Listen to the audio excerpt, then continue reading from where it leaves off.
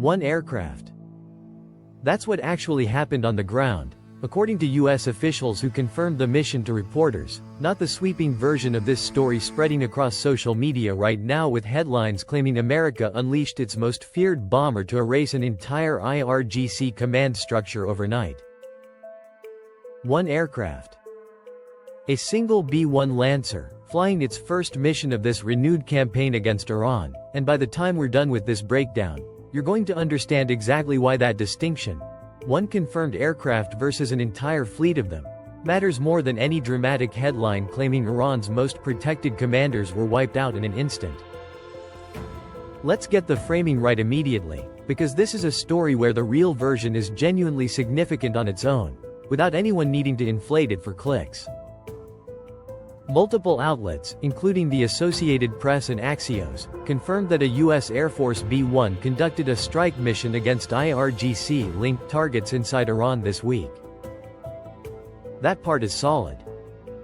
What's considerably less solid, and what most of the viral coverage completely glosses over, is what exactly that aircraft hit, how many IRGC personnel or facilities were actually affected, and whether "never saw it coming" is even the right way to describe how this strike actually happened.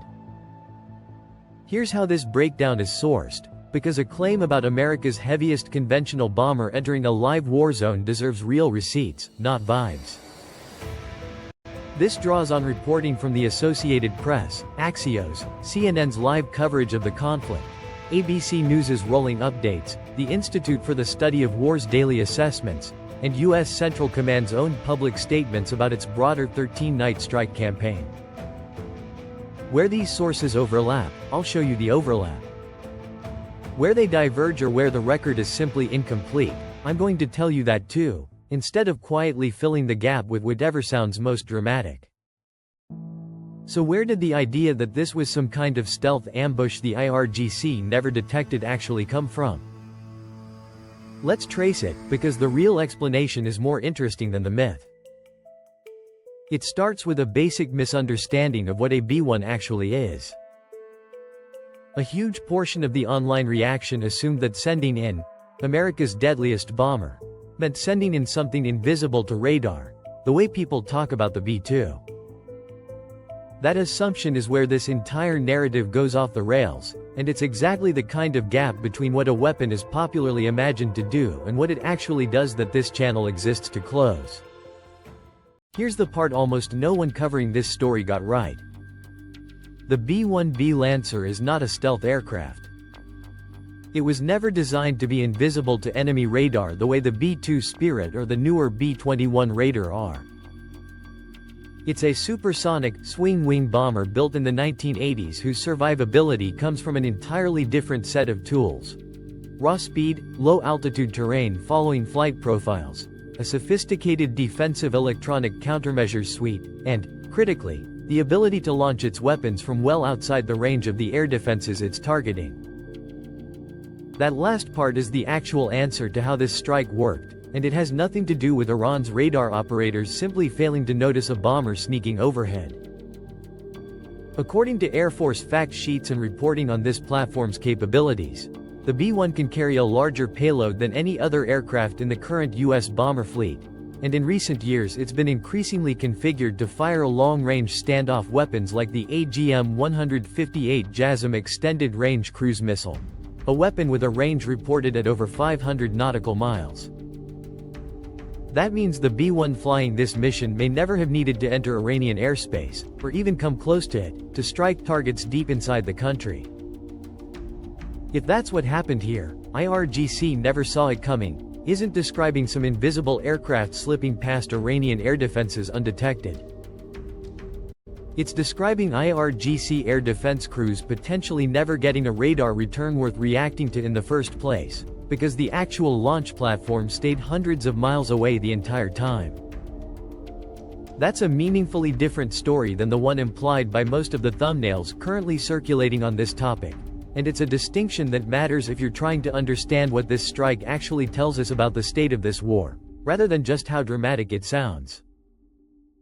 Now here's where the record gets genuinely thin, and where I want to be upfront about what remains unconfirmed rather than filling in the blanks for you.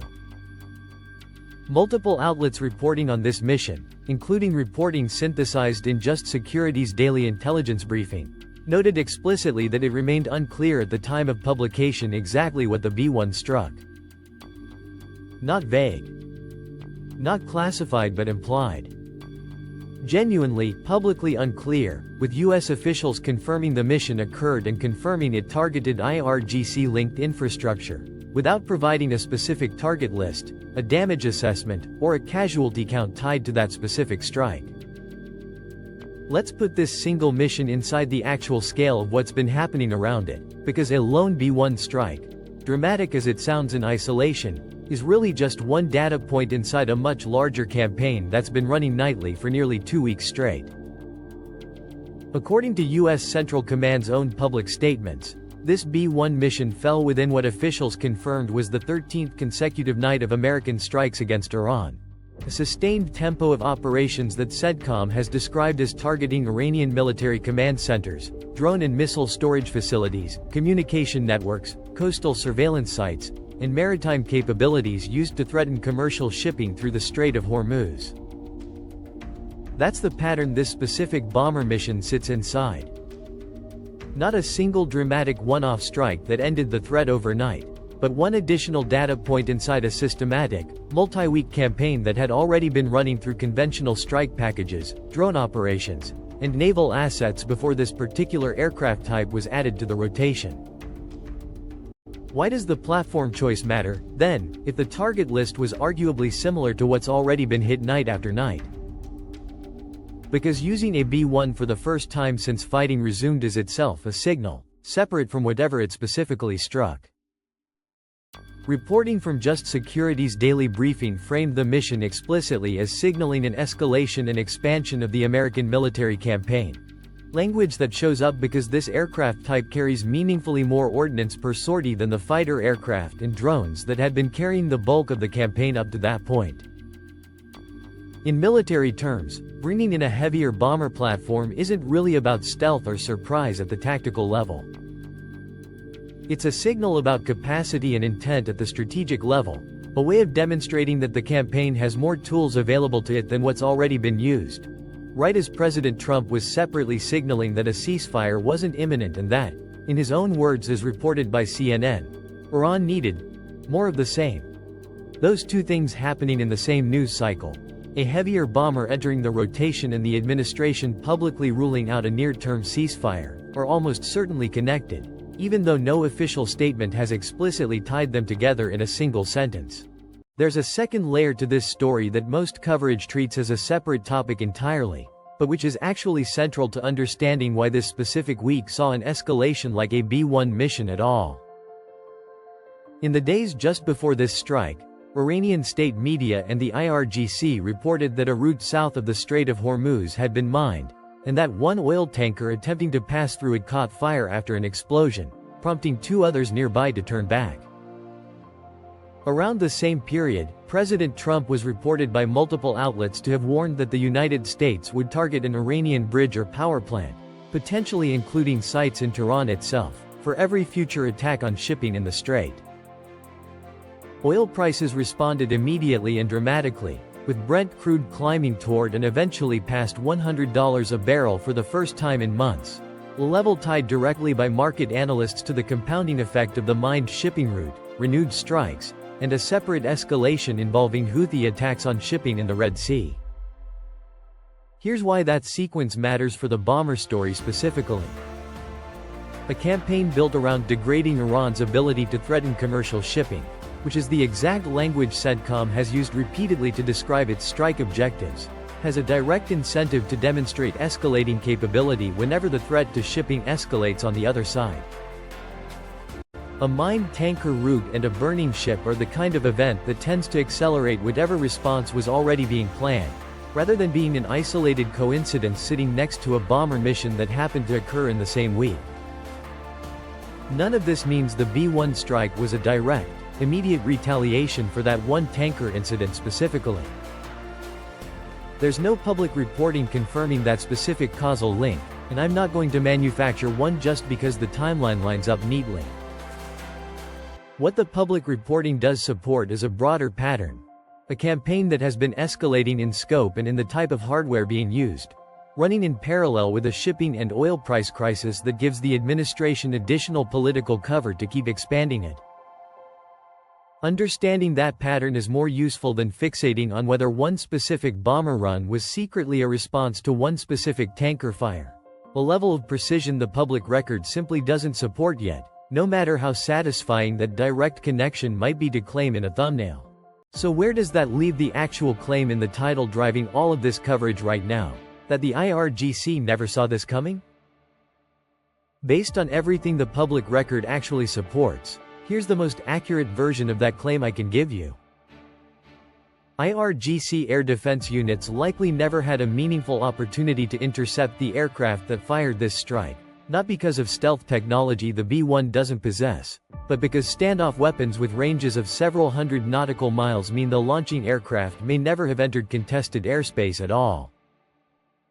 Separately, and more significantly, IRGC leadership was very likely aware, in general terms, that the broader 13-night campaign was ongoing and escalating, since Iranian state media has been reporting on strikes hitting IRGC-linked sites, command centers, and infrastructure night after night for nearly 2 weeks straight, and Iranian officials have publicly responded to the campaign, including threatening retaliation against countries seen as actively supporting the American operation.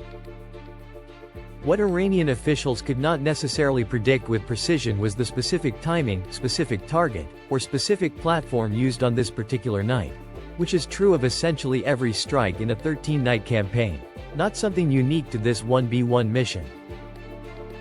That's a meaningfully more limited and more accurate claim than, IRGC never saw it coming, but it's still a genuinely significant one. A campaign has been running nightly for nearly 2 weeks. Oil prices have crossed $100 a barrel for the first time in months. A bomber type hasn't previously been used in this specific renewed phase of the conflict, was just introduced into rotation, and the American side has publicly signaled it isn't close to stopping.